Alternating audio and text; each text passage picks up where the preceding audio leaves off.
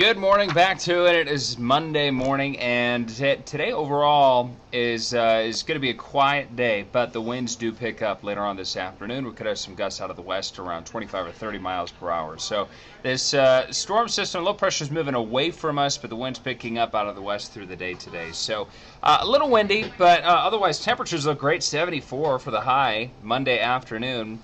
And we'll have a mix of sun and clouds. We'll see more clouds in the morning than we will in the afternoon. And then tonight, a slight chance of a shower or two. Not for everybody, but it's going to be moving northwest to southeast. So slight chance of an overnight shower. Otherwise, it does still look like a dry day Tuesday. And we'll have morning lows in the mid-50s. Afternoon highs Tuesday, 71. And we stay nice and cool. Partly sunny Monday, Tuesday, Wednesday, essentially. Thursday, a slight chance of some showers developing later in the day. And then Friday and Saturday, we'll have a slight chance of rain. But temperatures start to inch up higher and higher. No huge temperature swings one direction or the other, but we are gradually warming up essentially day by day.